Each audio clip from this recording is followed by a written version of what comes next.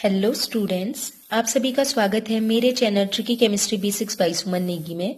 तो आज हम पढ़ने जा रहे हैं पृष्ठ रसायन भाग 2, जिसमें हम पढ़ेंगे अधिशोषण के प्रकार को, और इसके अलावा जो अधिशोषण के प्रकार हैं इनमें क्या अंतर है ये भी हम पढ़ेंगे। और इससे प्रीवियस वाली वीडियो अगर आपने नहीं देखी है तो प्लीज वो देखें, क्योंकि आपको अधिशोषण अवशोषण क्या होता है सारी डिटेल वहीं से मिलेगी। तो प्रीवियस वीडियो में हमने अधिशोषण पढ़ा था, आज हम पढ़ेंगे अधिशोषण के प्रकार। इंग्लिश में कहते हैं टाइप्स ऑफ एड्जॉर्प्शन। तो अधिशोषण दो प्रकार का होता है। पहला अधिशोषण होता है भौतिक अधिशोषण, जिसे इंग्लिश में फिजिकल एड्जॉर्प्शन या फिजिजॉर्प्शन भी कहा जाता है। तो भौतिक अधिशोषण क्या होता है? देखिए, प्रक्रिया पूरी अधिशोषण की होगी, बस जो अधिशोष्य के अणु, जो कि गैस या द्रव के अणु जो कि ठोस पृष्ठ पे आएंगे, उनके बीच बंध की प्रकृति बदलेगी। जैसे कि यदि गैस या द्रव, जिन्हें हम क्या कहते हैं अधिशोष्य के अणु, किसी ठोस पृष्ठ को क्या बोलते हैं अधिशोषक पर कैसा बंध बनाएंगे? दुर्बल बंध। और दुर्बल बंध कौन सा बंध? वॉन्डर वॉल बंध अगर द्वारा जुड़े हैं तो इस अधिशोषण को भौतिक अधिशोषण कहते हैं। जैसे कि देखिएगा, ये है मान लीजिए गैस या फिर द्रव के कण, इनको हम अधिशोष्य कहते हैं। ये इस ठोस पृष्ठ पर आना चाहते हैं, ये ठोस पृष्ठ को हम बोलते हैं अधिशोषक। तो ये कण ये जो गैस या द्रव के कण है इस ठोस पृष्ठ पे नीचे आना चाहते हैं। तो जब ये पृष्ठ पे नीचे आएंगे तो ये जो गैस या द्रव के कण इस ठोस पृष्ठ पर चिपकेंगे, ठीक है, अटैच होंगे, जुड़ेंगे। तो इन अणु और इस ठोस के अणुओं के बीच एक क्या होगा? आकर्षण बल काम करेगा। तो वो जो बंध बनेगा इनके बीच, वो कैसा बंध होता है? दुर्बल, बहुत दुर्बल। और वो दुर्बल बंध कौन सा होता है? वंडरवॉल। तो आप समझ गए होंगे कि ये जो गैस के कण है और ये जो ठोस के यहाँ पर कण होंगे, जो अभी दिखाई नहीं दे रहे, ठोस का पृष्ठ है, इसमें जो कण होंगे इनके बीच एक बंध बनेगा, उस बंध को कहते हैं दुर्बल बंध। और ये दुर्बल बंध होगा वंडरवॉल आकर्षण बल, जो कि आप सभी जानते हैं कि ये सबसे दुर्बल बल होता है, ठीक है, केवल आकर्षण बल होता है। तो दुर्बल बंध बन रहा है क्योंकि आपको पता है यहाँ पर अधिशोष्य और अधिशोषक के बीच दुर्बल बंध बन रहा है। इसीलिए क्या होता है, ढेर सारे अणु ऐसे करके एक, जैसे क्या हुआ, एक परत में आए, ठीक है, एक बार आ गई अणुओं की लेयर, इसके ऊपर क्या हो जाएगा? दूसरी लेयर भी बन जाएगी, तीसरी लेयर भी बन जाएगी, क्योंकि आकर्षण बल एकदम निम्नतम है, बहुत कम आकर्षण बल है, तो ऊपर से अणु आते रहेंगे। कुछ इस प्रकार देखिएगा, ये ठोस पृष्ठ है, इसमें मान लीजिए ये जो गैस के अणु आए, ये पहली परत बन गई। ऐसे इसके ऊपर जहां पर इनको स्पेस मिलेगा और अणु आ गए, इसके ऊपर और अणु, तो इनके बीच क्या हो रहा है? ये अणु आए और ठोस के बीच निम्नतम आकर्षण, ये जो ऊपर से अणु आ रहे हैं इनके बीच भी क्या होगा? थोड़ी बहुत ठोस क्या करेगा? इनको आकर्षित करेगा। तो इसमें क्या होता है? बहुत सी परत बन जाती है। मतलब इनको क्या है, एक पर्टिकुलर जगह नहीं मिल रही, जिसको जहां पर मन कर रहा है वहां पर आ जा रहा है, ढेर सारी लेयर्स बन रही हैं। आप इस प्रकार समझ सकते हैं। देखिए, तो अब भौतिक अधिशोषण जो होता है उत्क्रमणी, इसका मतलब क्या होता है? देखिएगा, ये जो गैस के कण है, इस मान लीजिए ठोस पृष्ठ में अटैच हो गए, जुड़ गए। अब इनके बीच बना है दुर्बल आकर्षण बल। मतलब ये जो कण है इस अणु के साथ, इस ठोस के साथ एक है मजबूती से नहीं बंधे हैं, दुर्बलता से बंधे हैं। तो अगर मैं इसको गर्म करूंगी तो ये क्या होगा? ये जो अणु यहाँ नीचे अटैच हुए थे, यहाँ चिपके थे, गर्म करने पर ये अणु क्या करेंगे? ऊर्जा पाकर उड़ जाएंगे, विशोषित हो जाएंगे। तो हो क्या रहा है? अणु नीचे आ रहे हैं और ऊर्जा दे रहे हैं, तो अणु फिर से भाग जा रहे हैं, ठीक है। गैस नीचे आई या द्रव नीचे आया, ठोस पृष्ठ में गर्म किया, तो ठोस पृष्ठ से वो जो द्रव के कण आए थे वो फिर से उड़ गए। तो ये प्रोसेस कैसी हो रही है? उत्क्रमणी। उत्क्रमणी का मतलब होता है ये जो गैस है या द्रव के कण है, अधिशोष्य के कणों का नीचे आना, और ये जो नीचे कण आ चुके हैं वो फिर से वापस चले जाएंगे। मतलब अधिशोषण और विशोषण होता रहेगा। तो ये उत्क्रमणीय प्रक्रिया है। दुर्बल बंध के कारण होता है, क्योंकि दुर्बल बंध के कारण ये पकड़ नहीं पा रहा ठोस के कण, ये जो ठोस का पृष्ठ है इस कणों को टाइटली पकड़ नहीं पा रहा है, इसलिए थोड़ी सी ऊर्जा मिलते ही ये अणु जो है भाग जा रहे हैं। नेक्स्ट है ताप बढ़ाने पर वॉन्डरवॉल आकर्षण बल दुर्बल हो जाते हैं। वो तो हमें पहले से ही पता है कि वॉन्डरवॉल बल क्या है। ये जो ये डार्क ब्लू कलर के आपको दिख रहे हैं गैस के कण इस ठोस पृष्ठ में कैसा बंध बना के जुड़े हुए हैं, दुर्बल बंध बनाए हुए हैं। तो अगर मैं ताप बढ़ा दूं तो क्या होगा, इन दोनों के बीच का बॉन्ड जिसके कारण ये चिपका हुआ है, जुड़ा है, ये क्या हो जाएगा, दुर्बल हो जाएगा।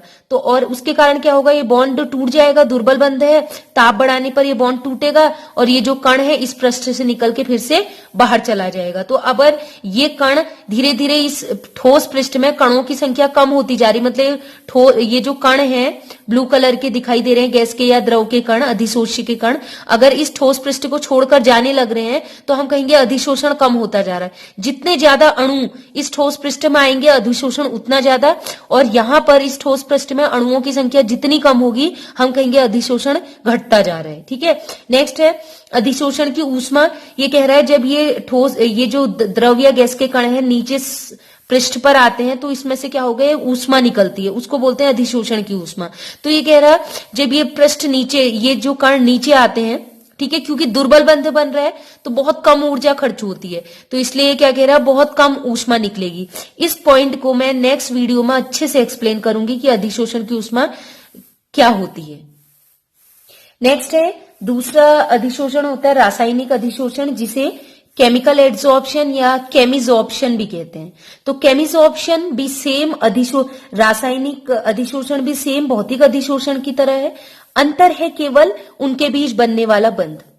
तो इसमें क्या होता है, यदि गैस या द्रव के अणु ठोस पृष्ठ पर प्रबल बंध, और वो प्रबल बंध क्या हो सकता है, जैसे सहसंयोजक बॉन्ड, कोवेलेंट बॉन्ड, प्रबल बंध द्वारा जुड़े हों तो इस अधिशोषण को रासायनिक अधिशोषण कहते हैं। देखिएगा, भौतिक अधिशोषण में ये जो गैस के अणु ठोस पृष्ठ पर आ रहे थे तो इनके बीच बंध कौन सा बन रहा था, दुर्बल, वंडरवॉल बल। लेकिन यहां पर कैसा बंध बनेगा, प्रबल बंध। तो याद रखिएगा, रासायनिक अधिशोषण में रासायनिक अभिक्रिया हो रही है तो कैसा बंध बनेगा, रासायनिक अभिक्रिया में प्रबल बंध। तो ये अधिशोषण हो जाएगा रासायनिक अधिशोषण। यहां भी सेम है, आपने ठोस पृष्ठ लिया जिसे अधिशोषक कहते हैं, और ये द्रव या गैस के कण लिए जिसे अधिशोष्य कहते हैं। अब ये जो अधिशोष्य के कण है इस नीचे ठोस पृष्ठ पर नीचे आना चाहते हैं तो ये नीचे आएंगे, आने के बाद यहां पर अटैच होगी, ये नीचे ठोस पृष्ठ में अटैच होगी। लेकिन जब ये अटैच हो रहे हैं तो ये जो गैस के कण हैं ये क्या करते हैं, इस ठोस के पृष्ठ पर जब अटैच हो रहे हैं तो एक बंध बनाते हैं जो कि क्या होता है, बहुत ज्यादा स्ट्रॉन्ग। मतलब हम कह सकते हैं ये जो गैस के कण हैं इनको ये जो ठोस पृष्ठ है, ठोस पृष्ठ में भी कण पाए जाएंगे, ये क्या करते हैं, इन सभी कणों को टाइटली बांध देते हैं। तो ये प्रबल बंध द्वारा बांधे रखते हैं, तो प्रबल बंध होता है सहसंयोजक बंध। तो क्योंकि ये जो गैस के कण और ये जो ठोस का पृष्ठ है इनके बीच कैसा बॉन्ड बना है, ठोस के पृष्ठ ने इन कणों को टाइटली बांधा है, प्रबलता से बांधा हुआ है, इसके कारण क्या होता है, ये एक ही परत का निर्माण करता है। मतलब क्या होता है, देखिए, एक कण आएगा एक जगह पर बैठ गया, दूसरा कण आएगा दूसरी जगह पर बैठ गया, तीसरा कण आया तीसरी जगह पर बैठ गया। ठीक है, तो एक बच्चा, मतलब एक बच्चे ने अपनी एक सीट ले ली तो उसमें दूसरा बच्चा नहीं बैठ सकता। ऐसे ही जहां जहां पर स्थान है, जहां जहां पर जगह है, वहां पर गैस के अणु आएंगे, ठोस पृष्ठ में चिपक जाएंगे। एक बार वो जगह घिर गई, वो जगह में बैठ गया अगर गैस का कण, उसके ऊपर दूसरा कण नहीं आ सकता। तो समझ गए, ये क्या होता है, बहुत ज्यादा विशिष्ट होगा। एक स्थान पर एक ही गैस का कण बैठ सकता है तो हम कह सकते हैं केवल एक परत बनेगी। जबकि भौतिक अधिशोषण में क्या था, ये एक परत बन रही, उसके ऊपर दूसरा तीसरा चौथा कितने भी बैठ जा रहे, तो वो अलग केस था। लेकिन इसमें याद रखिएगा कि एक कण एक ठोस सतह है उसकी एक जगह घेरेगा, वहां पर दूसरा कण नहीं आ सकता। ठीक है, तो इसलिए इसमें केवल एक परत का निर्माण होता है। अब हम बात करते हैं रासायनिक अधिशोषण अनुत्क्रमणीय होता है। क्यों होता है, देखिए, ये जो गैस का कण है और यहाँ पर जो ठोस पृष्ठ है, यहाँ पर जो कण होंगे ये आपस में टाइटली जुड़े रहते हैं। मतलब ये ठोस पृष्ठ ने इन कणों को टाइटली पकड़े हुए हैं। अगर टाइटली पकड़े हुए हैं तो हम थोड़ा सा भी अगर ताप बढ़ाएंगे तो ये क्या होगा, ये जो गैस के कण हैं ये आसानी से नहीं जाएंगे। क्यों नहीं जाएंगे, क्योंकि ठोस के पृष्ठ ने इन कणों को टाइटली मजबूती से सहसंयोजक बंध से बांधा हुआ है। तो बांधा है तो इतनी आसानी से तो ये निकलेंगी नहीं, है जाने ही नहीं देगा इनको बाहर। तो इस वजह से गैस के कण नीचे तो आ जाएंगे और ये ठोस का पृष्ठ इनको बांध लेगा। लेकिन एक बार अगर नीचे आ गए तो इनका वापस जाना, मतलब इस ठोस पृष्ठ से बाहर निकलना इतना आसान नहीं होगा, इसलिए प्रक्रिया अनुत्क्रमणीय होगी। नेक्स्ट, अब हम ताप बढ़ाएंगे तो यहां पर उसका विपरीत प्रभाव होता है जो रासायनिक अधिशोषण की अगर बात करें तो ताप बढ़ाएंगे तो यहाँ पर रासायनिक अधिशोषण में क्या होती है, इन कणों को और ज्यादा ऊर्जा मिलती है और जिसके कारण क्या होता है, अधिशोषण और बढ़ेगा, मतलब ज्यादा से ज्यादा कण यहाँ पर अटैच होने की कोशिश करेंगे ऊर्जा मिलने से। इसका भी रीजन वही है क्योंकि यहाँ पर कैसा बंध बन रहा है इन दोनों के बीच, गैस के कण और ठोस के बीच प्रबल बंध बन रहा है, इसलिए जो हम ताप देते हैं ये बंध को और मजबूत बनाने में मदद करता है, इसलिए अधिशोषण बढ़ जाएगा यहाँ पर। ठीक है, नेक्स्ट है अधिशोषण की ऊष्मा उच्च होती है क्योंकि ये भी रीजन वही है कि इनके बीच अधिशोषण के, जब अधिशोषण हो रहा है तो गैस और ठोस के बीच एक प्रबल बंध बन रहा है, तो वो प्रबल बंध बनाने के लिए ज्यादा ऊष्मा, ज्यादा एफर्ट करना पड़ता है, ज्यादा मेहनत करनी पड़ती है उस प्रबल बंध को बनाने के लिए, इसलिए ज्यादा ऊष्मा बाहर निकलेगी, तो अधिशोषण की ऊष्मा उच्च होती है। ये पॉइंट मैं आपको नेक्स्ट वीडियो में जरूर बताऊंगी अच्छे से। अब हम पढ़ेंगे अधिशोषण के में अंतर, अधिशोषण के जो दोनों प्रकार है उनमें अंतर। अधिशोषण के अंतर को एक है भौतिक अधिशोषण जिसे फिजिजॉर्प्शन कहते हैं और दूसरा होता है रासायनिक अधिशोषण जिसे केमिजॉर्प्शन कहते हैं। तो इन दोनों में अंतर करेंगे हम कुछ अंतर बिंदु के आधार पर। तो पहला अंतर बिंदु है या गुण है बंध की प्रकृति। तो आपको पता है भौतिक अधिशोषण में कैसे बंध बनते हैं, गैस के और ठोस के कण, मतलब अधिशोषी और अधिशोषक के बीच कैसा बंध बनता है, दुर्बल बंध बनता है। जो गैस के कण जब ठोस पृष्ठ में आते हैं तो कैसा बंध बनता है भौतिक में, दुर्बल। जबकि रासायनिक अधिशोषण नाम से ही लग रहा है रासायनिक क्रिया हो रही है, तो कैसा बंध बनेगा, प्रबल बंध। नेक्स्ट पॉइंट है बंध।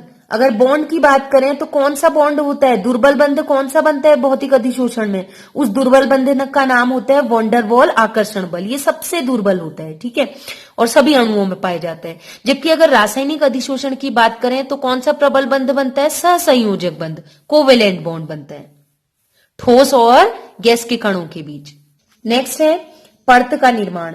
तो परत के निर्माण की बात करें तो मैंने बताया था भौतिक अधिशोषण में दुर्बल बंध बनता है, तो एक के ऊपर एक लेयर बनती जाती है, ढेर सारे अणु आपस में इकट्ठा हो जाते हैं, तो इसमें बहुपरत का निर्माण होता है। जबकि अगर हम बात करें रासायनिक अधिशोषण की तो इसमें क्या होता है, क्योंकि एक कण एक ही जगह पर बैठता है, ठोस में मान लीजिए कुर्सियां लगी हुई हैं, तो एक जगह पर एक ही बच्चा बैठेगा तो एक ही लेयर बनेगी। ठीक है, इसको आप ऐसे समझ सकते हैं जैसे गाड़ी में आपने देखा होगा जब बहुत भीड़ होती है तो पेरेंट्स क्या करते हैं, अपने बच्चों को गोद में बैठा लेते हैं, तो एक सीट तो बैठी है और दूसरी उनके ऊपर कौन बैठ गया, बच्चे बैठ गए, तो दूसरी परत बन गई। जबकि इसमें क्या होता है रासायनिक अधिशोषण में, अगर एक सीट में एक बैठा है तो उसके ऊपर दूसरा नहीं बैठेगा, मतलब एक सीट एक के लिए फिक्स है। नेक्स्ट पॉइंट है विशिष्टता। तो यहां तो विशिष्टता नहीं दिखाई देती, जैसे मैंने बोला एक के ऊपर दूसरा बैठ जा रहा है, दूसरे के ऊपर तीसरा बैठ जा रहा है, मतलब यहां बहुपरत बन रही थी, तो इसमें विशिष्टता नहीं होती बिल्कुल। ठीक है, एक, जबकि रासायनिक अधिशोषण की बात करें एक जगह पर एक ही अणु बैठता है, गैस का जो गैस का एक कण होगा वो एक जगह पर बैठ जाएगा, वहां पर दूसरा नहीं आ सकता, तो ये क्या है, विशिष्टता इसमें पाई जाती है। ठीक है, स्पेसिफिक होता है। नेक्स्ट है उत्क्रमणीय प्रकृति। तो उत्क्रमणीय, ये मैंने बताया था भौतिक अधिशोषण में दुर्बल बंध बनते हैं, तो क्या होता है एक बार गैस के कण नीचे आएंगे ठोस पृष्ठ में, क्योंकि दुर्बल बंध बना है, ठोस पृष्ठ और गैस के कणों के बीच क्या होता है, ज्यादा मजबूती से नहीं बंधे हैं। ठीक है, गैस के कण ठोस पृष्ठ पर मजबूती से नहीं बंधे हैं, इसलिए थोड़ा सा गर्म करूंगी तो क्या होगा, ये जो गैस के कण है फिर से उड़ जाएंगे, उस पृष्ठ को छोड़ के चले जाएंगे। तो होता क्या है, गैस के पृष्ठ ठोस में आते हैं तो गैस और ठोस में अटैच हो गया, लेकिन जैसे ही इसको विपरीत दिशा में ले जाऊंगी फिर से गैस के कण निकल जाएंगे और ठोस पृष्ठ खाली रह जाएगा। तो भौतिक अधिशोषण उत्क्रमणीय होता है। जबकि अगर हम रासायनिक अधिशोषण की बात करें, एक बार अगर गैस के कण ठोस पृष्ठ में अटैच हो गए तो गैस और ठोस के बीच क्या है, स्ट्रॉन्ग बॉन्ड बन रहा है, तो अब क्या करेगा, ये ठोस का पृष्ठ जो है ये गैस के कणों को जाने नहीं देगा। तो एक बार अगर एक दिशा में आ गई, मतलब अगर गैस के कण नीचे ठोस में अटैच हो गए फिर वो जा नहीं सकेंगे वहां से, मतलब ठोस इन्हें जाने नहीं देगा, तो हम कहेंगे कि अधिशोषण जो है उत्क्रमणीय नहीं होता। एक ही दिशा में होता है तो एक दिशा में होने को अनुत्क्रमणीय भी कह सकते हैं।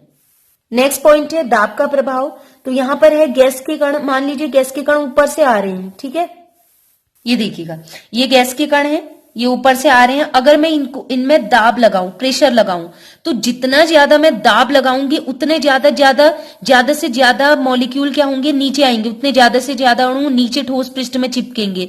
तो हम कहेंगे अधिशोषण। जितनी जल्दी गैस के कण नीचे आएंगे, अटैच होंगे, जुड़ेंगे, उतना ज्यादा अधिशोषण है। तो जितना ज्यादा इन पर दाब लगाऊंगी अधिशोष्य के कणों पर, उतनी जल्दी ये नीचे आएंगे, और जितनी जल्दी ये नीचे ठोस पृष्ठ में जुड़ेंगे, हम कहेंगे अधिशोषण का मान बढ़ेगा। तो यह है दाब बढ़ाने पर भौतिक अधिशोषण में वृद्धि होती है। जबकि अगर हम बात करें रासायनिक अधिशोषण की, क्योंकि रासायनिक अधिशोषण में बंध बनता है, स्ट्रॉन्ग बॉन्ड, तो ऐसा नहीं है कि केवल दाब लगा के हम उनके बीच बंध बना दें, अपने आप बंध नहीं बनेगा। अगर मान लीजिए ठोस पृष्ठ में जगह नहीं बची है अणु के जुड़ने के लिए, तो फिर उसमें स्ट्रॉन्ग बॉन्ड बनेगा ही नहीं, उसमें बंध बनेगा ही नहीं, और बंध नहीं बनेगा तो आप कितना ही दाब लगा दो, क्या होगा, वहां पर अधिशोषण होगा ही नहीं। नेक्स्ट पॉइंट है ताप बढ़ाने पर भौतिक अधिशोषण की अगर बात करें तो ये घट जाता है। मैंने बताया था क्योंकि ये जो भौतिक अधिशोषण में जो गैस के कण हैं वो बहुत दुर्बल बंध से जुड़े रहते हैं। तो जैसे ही गर्म करूंगी वो क्या करते हैं, दुर्बल बंध हैं तो वो क्या करते हैं, उस ऊर्जा को ग्रहण करके भाग जाते हैं। तो क्या होता है, भौतिक अधिशोषण में क्या होता है, ताप बढ़ाने पर अधिशोषण क्या हो जाए, गैस के कण वापस चले जाते हैं। तो वापस अगर जा रहे हैं तो हम कहेंगे अधिशोषण घट जाता है। जबकि यहाँ क्या होता है, रासायनिक अधिशोषण पे ये प्रैक्टिकल से देखा गया है, एक्सपेरिमेंटल डेटा है, तो वो कहता है कि रासायनिक अधिशोषण जिस पृष्ठ में होता है, अगर हम वहां ताप बढ़ाते हैं तो वो क्या होगा, अधिशोषण और ज्यादा बढ़ता है। नेक्स्ट पॉइंट है अधिशोषी की प्रकृति। तो अधिशोषी की प्रकृति, जो गैस या द्रव के कण आ रहे वो कैसे होनी चाहिए। तो भौतिक अधिशोषण में ये कह रहा है कुछ गैसें ऐसी होती है जो आसानी से द्रव अवस्था में आ जाती हैं, तो उनमें थोड़ा सा दाब लगाया जाए तो वो द्रव अवस्था में बदल जाती है। तो ऐसी गैसें जो जल्दी द्रवित हो जाती है, द्रव अवस्था में बदल जाती हैं, वो क्या करती हैं, उनके कारण अधिशोषण और तेजी से होता है। जैसे हाइड्रोजन से ज्यादा नाइट्रोजन का, नाइट्रोजन से CH4 का और ज्यादा, CO2 का और ज्यादा, NH3 का और ज्यादा, और सबसे ज्यादा द्रवित होने वाली गैस है SO2। ठीक है, तो SO2 अगर गैस आ रही है तो अधिशोषण ज्यादा होगा। उसकी तुलना में अगर मैं हाइड्रोजन गैस भी आ रही कहूंगी तो हाइड्रोजन गैस के कारण अधिशोषण कम होगा, लेकिन SO2 के कारण अधिशोषण ज्यादा होगा क्योंकि आसानी से द्रवित हो जाती है। लेकिन ऐसा प्रभाव रासायनिक जो हमारे ये था अधिशोषण, इसमें कोई फर्क ऐसा दिखाई नहीं देता कि अगर गैस ज्यादा द्रवित हो रही, कम द्रवित हो रही, उससे यहाँ कोई प्रभाव नहीं पड़ता रासायनिक अधिशोषण में। नेक्स्ट पॉइंट है उत्पाद का निर्माण। देखिए भौतिक अधिशोषण में कोई भी स्ट्रॉन्ग बॉन्ड नहीं बनता, गैस के कण नीचे अटैच हुए और बहुत हल्के बंध से जुड़े, तो उत्पाद यहां नहीं बनता है।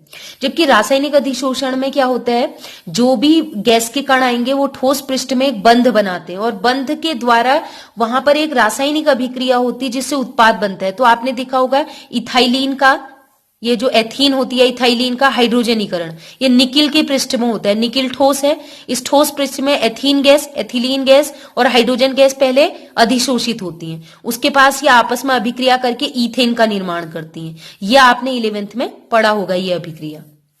नेक्स्ट पॉइंट है संक्रियण ऊर्जा, एक्टिवेशन एनर्जी। देखिए भौतिक अधिशोषण में दुर्बल बंध बनता है, तो दुर्बल बंध बनाने के लिए हमें ऊर्जा की तो जरूरत होनी नहीं चाहिए। एक दुर्बल बंध बना रही हो तो हमें क्या उसके लिए ऊर्जा चाहिए, बिल्कुल नहीं चाहिए। तो भौतिक अधिशोषण करने के लिए हमें संक्रियण ऊर्जा की जरूरत नहीं होती। जबकि अगर हम रासायनिक अधिशोषण की बात करें तो यहाँ पर बहुत ज्यादा प्रबल बंध बनाना है, तो प्रबल बंध बनाने के लिए हमें बहुत ज्यादा ऊर्जा की आवश्यकता होती है। तो वो ऊर्जा हमें मिलती है संक्रियण ऊर्जा से, एक्टिवेशन एनर्जी से। ठीक है, और लास्ट पॉइंट है अधिशोषण की ऊष्मा। ये मैंने पहले भी बता दिया था कि अधिशोषण की ऊष्मा जो होता है भौतिक अधिशोषण में दुर्बल बंध बनता है, इसलिए हमें इसमें अधिशोषण की ऊष्मा भी बहुत कम निकलती है, तो 20 से 40 किलो जूल पर मोल। जबकि वहीं अगर हम बात करें रासायनिक अधिशोषण की तो इसमें स्ट्रॉन्ग बॉन्ड बनता है, प्रबल बंध बनता है, इसलिए अधिशोषण की ऊष्मा भी ज्यादा होता है। तो ये वाले पॉइंट को हम नेक्स्ट वीडियो में एक्सप्लेन करेंगे। तो स्टूडेंट आज हमने पढ़ लिया है भौतिक अधिशोषण व रासायनिक अधिशोषण, एग्जाम पॉइंट ऑफ व्यू से काफी इंपॉर्टेंट है। तो फ्रेंड्स अगर वीडियो पसंद आई हो तो प्लीज लाइक करें, कमेंट करें एंड अपने फ्रेंड्स में शेयर करें, और नोट्स आपको डिस्क्रिप्शन बॉक्स में मिल जाएंगे। तो आज के लिए इतना ही, कीप वॉचिंग।